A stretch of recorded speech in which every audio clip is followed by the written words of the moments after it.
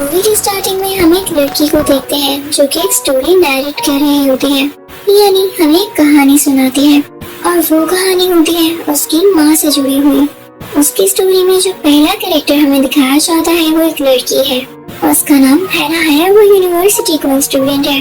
वो बहुत अच्छे तरीके से क्लास ले रही होती है, लेकिन तभी देखती है कि उसकी क्लास में एक ऐसा लड़का है, उसके पास कोई बुक नहीं है, लेकिन फिर भी वो सारा का सारा लेक्चर नोट कर रहा है और वो बैठा भी अकेला हुआ है, किसी से बात नहीं कर रहा, कुछ बोल नहीं रहा।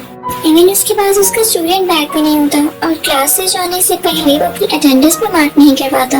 अब हैना को ये बात काफी अजीब लगती है और उस लड़की से पूछती है कि आप ऐसा क्यों कर रहे हैं? अगर आपकी अटेंडेंस मार्क्स नहीं होगी तो आपके ग्रेड्स पर बुरा असर पड़ेगा। तो वो लड़का आगे से हैना को कहता है, इस बात की किसको परवाह है, मेरी तो यूनिवर्सिटी में एडमिशन सिर्फ टाइम पास के लिए लिया है, हो सकता है कि मैं कल से यूनिवर्सिटी भी ना आऊँ। हैना उसे गेट तक फॉलो करती है। अब यहाँ पर ये लड़का चला जाता है। अब हमें हैना की पर्सनल लाइफ के बारे में कुछ बताया जाता है। हैना एक बहुत ही सीधी सादी और अच्छी लड़की है और साथ साथ वो जॉब भी कर रही है, यानी वो पढ़ भी रही है और जॉब भी कर रही है। अब नेक्स्ट डे हम देखते हैं कि उसी लड़की के बारे में सोच रही होती है। वो अपनी क्लास में बैठ के यही सोच रही होती है कि पता नहीं वो लड़का आज आएगा या नहीं, मुझे कल उससे उसका कोई कॉन्टेक्ट नंबर ले लेना चाहिए था। अभी वो इन्हीं सोचों में गुम होती है कि वो लड़का क्लासरूम में आ जाता है। हैना को उसे देखकर थोड़ा अच्छा लगता है और आज वो दोनों एक ही साइड पर बैठते हैं और वो दोनों एक ही बुक से पढ़ने लगते हैं। अब इसके बाद से इनमें काफी अच्छी अंडरस्टैंडिंग हो जाती है। वो लड़का रोज यूनिवर्सिटी आता था, ये दोनों साथ बैठते थे, साथ पढ़ते थे, साथ लंच शेयर करते थे, यानी इनका काफी ज्यादा वक्त एक साथ गुजरने लगा था।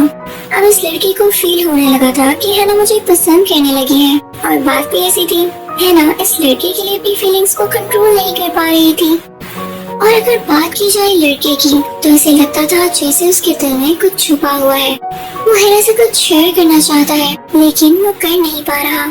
अब एक दिन ये लोग एक अजीब सी जगह पर जाते हैं, यानी जगह तो वो बहुत खूबसूरत होती है और वो एक टाइप का ब्रिज होता है, लेकिन वहाँ पर इन दोनों के अलावा कोई और नहीं होता और वहाँ पर जाकर उस लड़के को काफी अजीब फील होने लगता है।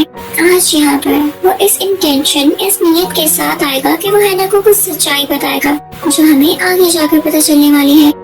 पर जब वक्त आता है तो उसकी हिम्मत खत्म हो जाती है और वो बिना कुछ कहे वहाँ से चला जाता है। पर इसी तरह एक दिन आ ही जाता है जब वो लड़का हैना को अपनी सच्चाई बताने के लिए पूरी तरह से तैयार होता है।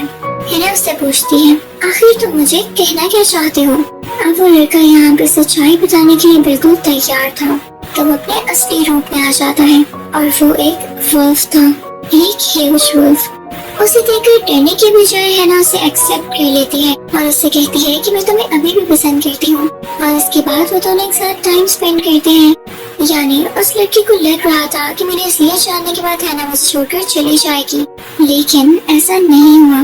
अब यहाँ पे वो लड़का हैना को बताता है कि बेशक हम वुल्फ हैं, लेकिन हम जानते हैं कि किस वक्त इंसान में ट्रांसफॉर्म होना है।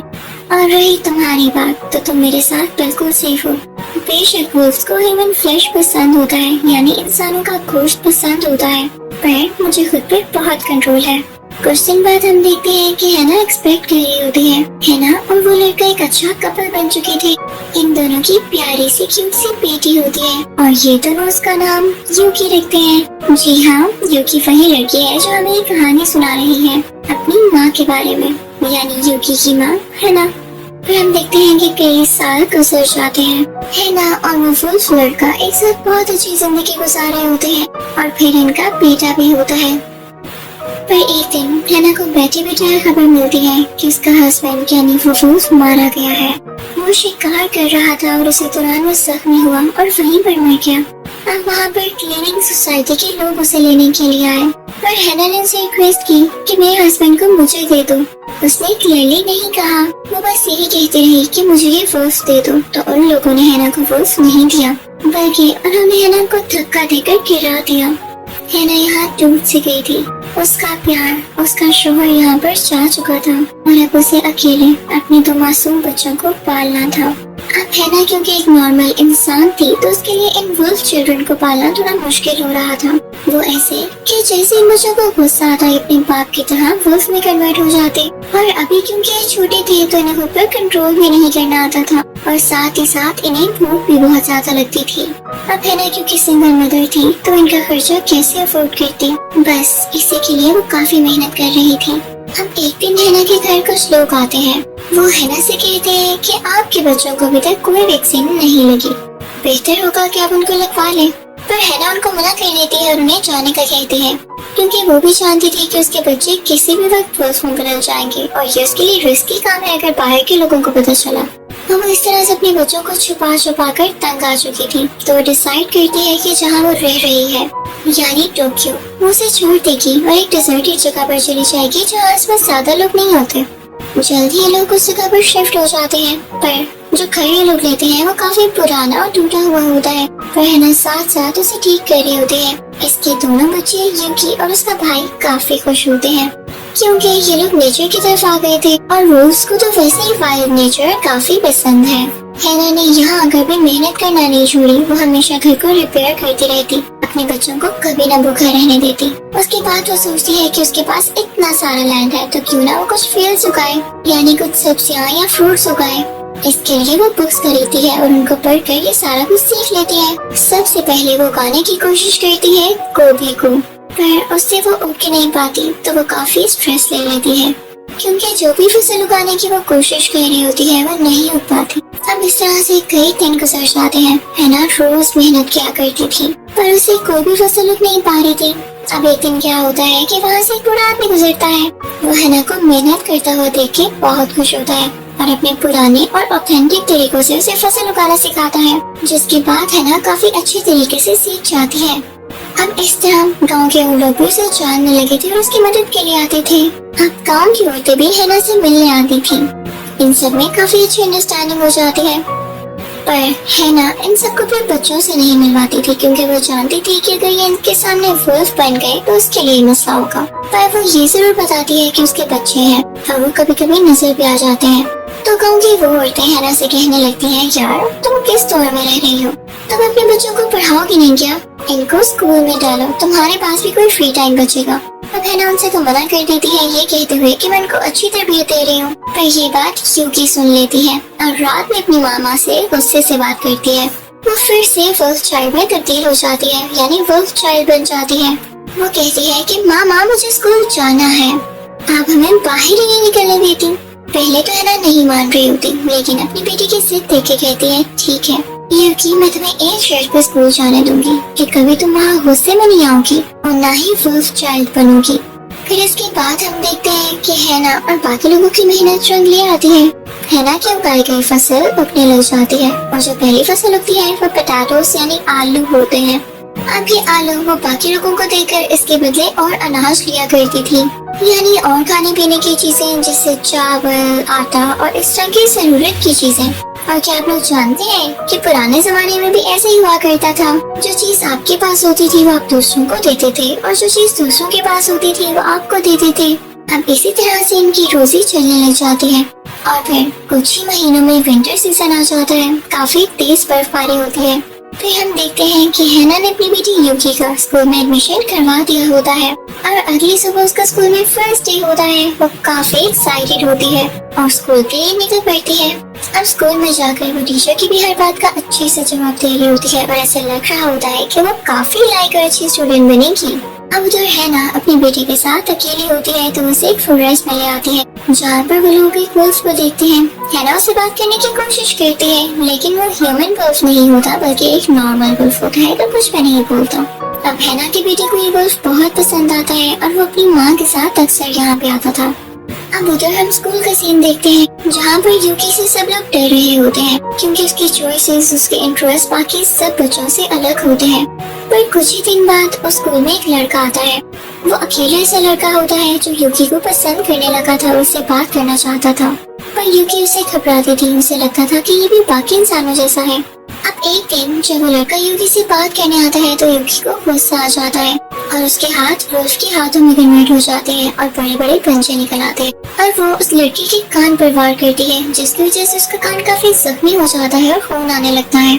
अब ये बात प्रिंसिपल ऑफिस तक पहुंच जाती है, लेकिन जब वहाँ पे इंटरोगेशन होती है यानी यूकी के क्लासमेट से पूछा जाता है कि क्या हुआ, तो वो बताता है कि आप गलत समझ रहे हैं कि मुझे यूकी ने कुछ कहा है, बल्कि हम जिस जगह पर थे वहाँ पर एक पुलिस आ गया था और उसने मुझ पर अटैक किया। यूकी ने तो कुछ भी नहीं किया। अब ये बात यूकी के दिल पर लगती है कि इसने सब कुछ जानते हुए भी मेरा साथ दिया है और मुझे प्रोटेक्ट किया है, तो इस बात की वजह से उस पर ट्रस्ट करने लगती है और उनकी दोस्ती हो जाती है। उधर दूसरी तरफ हमें एमी दिखाया जाता है, यानी यूकी का भाई, वो फॉरेस्ट में होता है, तो उसकी माँ भी वहाँ पर आती है और कहती है मेरा बेटा फॉरेस्ट में क्या करता रहता है। तो वो उन्हें वुल्फ से मिलवाता है। वो बताता है कि मैं यहाँ फॉरेस्ट पर आकर इनसे काफी बातें करता हूँ और इनसे काफी कुछ सीखता हूँ ना, और वुल्फ को थैंक्स कहती है। अब इस तरह से कई दिन गुजर जाते हैं। एक रोज हम देखते हैं कि यूकी स्कूल जा रही होती है, तो उसका भाई उससे कहता है बहना आज स्कूल मत जाना, आज तूफान आने वाला है, पर यूकी उसकी बात नहीं सुनती। यूकी के भाई ने उसे बिल्कुल ठीक बताया था, क्योंकि वो काफी जानवरों और वुल्फ्स के साथ रहता था, और अब सब तो जानते हैं कि जानवरों को पहले ही पता चल जाता है कि कोई तूफान आने वाला है। अब यूकी स्कूल तो पहुंच चुकी थी, लेकिन जैसे उसके भाई ने कहा था वैसा ही तूफान आ जाता है। सब बच्चों के पेरेंट्स उन्हें लेने के लिए आ जाते हैं। अब तो हैना भी अपने बेटे से कहती है कि वो फौरन से यूकी को लेने चले, पर हैना का बेटा उनसे पहले ही फॉरेस्ट की तरफ निकल जाता है, क्योंकि वो अपना ज्यादातर टाइम ही फॉरेस्ट में गुजारता था और हैना को अपनी बात अच्छी नहीं लग रही थी। उसे काफी आवाजें देती हैं, लेकिन वो काफी आगे जा चुका होता है। अब उधर हम स्कूल का सीन देखते हैं कि यूकी और उसका वही दोस्त है और बाकी सब स्टूडेंट्स जा चुके हैं। काफी बारिश और तूफान आ रहा होता है। अब यहाँ पर यूकी अपने असली रूप में आ जाती है। वो लड़कों से देख के बिल्कुल भी नहीं डरता। वो लड़कों से कहता है कि मैं शुरू से ही जानता था कि तुम एक वुल्फ चाइल्ड हो, पर मैं तुमसे डरता नहीं हूँ। मैंने तुम्हें समझने की कोशिश की और मैं इसमें सक्सेसफुल रहा। उधर हम हैना को देखते हैं जो अपने बेटे को आवाज देते देते वहीं पर बारिश में बेहोश हो जाती है। उन्हें एक ख्वाब आता है जिसमें उनके हस्बैंड यानी वही वुल्फ आता है। वो अपनी बीवी से कह रहे होते हैं, हैना I am proud of you, मुझे फख्र है कि मैंने तुम्हें अपनी बीवी बनाया। तुम हमारे बच्चों की बहुत अच्छी तरबियत कर रही हो, जितनी कोई और लेडी नहीं कर सकती थी। अब हैना ख्वाब में भी अपने बेटे के लिए काफी परेशान होती है कि वो उसकी नहीं सुनता और नेचर यानी जंगल में निकल जाता है। तो इस बात के लिए भी वो वुल्फ यानी हैना के हस्बैंड उसको तसल्ली देते हैं कि वो मेरा बेटा है, वो एक वुल्फ है तो कैसे नहीं वाइल्ड में जाएगा, वो जो कर रहा है ठीक कर रहा है, आप उसके लिए परेशान नहीं हो। फिर हम देखते हैं कि हैना का बेटा उसके पास आता है और अपनी बेहोश माँ को अपने ऊपर उठाकर एक सेफ प्लेस पर लेकर आता है, और इसके बाद वो सामने एक पहाड़ की चोटी पर जाकर जोर से गुर्राता है, यानी वुल्फ्स की तरह हाउल करता है। उसकी माँ हैना जब ये देखती है तो उनकी आंखों में आंसू आ जाते हैं और वो अपने शोहर वुल्फ को याद करते हुए कहती है कि मेरा बेटा तो अपने बाप पे गया है, मैं ऐसे ही से रोक रही थी, ये तो एक वुल्फ है, मेरा वुल्फ चाइल्ड। फिर हम देखते हैं कि यूकी हायर स्टडीज लेने के लिए बाहर के मुल्क चली जाती है और उधर हैना और उसका बेटा एक साथ रहते थे। लेकिन अब हैना का बेटा काफी बड़ा हो चुका था, तो अपना ज्यादातर टाइम जंगल में ही गुजारता था और वहीं पर हाउल करता रहता था। हैना घर में अकेली अपने हस्बैंड के ड्राइविंग लाइसेंस पर बनी हुई पिक्चर को देखती रहती थी। वो अपने हस्बैंड को बहुत मिस करती थी, पर वो जानती थी कि उनकी सोल यहीं कहीं है। उनकी दुआएं और उनकी यादें हमेशा इसके साथ हैं। और अब तो वो अपने बेटे को बढ़ता हुआ भी देख रही थी और उसे पता था कि ये भी अपने बाप की तरह बनेगा, और हर बार उसके हाउल करने पे वो बहुत खुश होती थी। इसी के साथ ये मूवी यहीं पर एंड हो जाती है। I hope you like the explanation. Thank you for watching.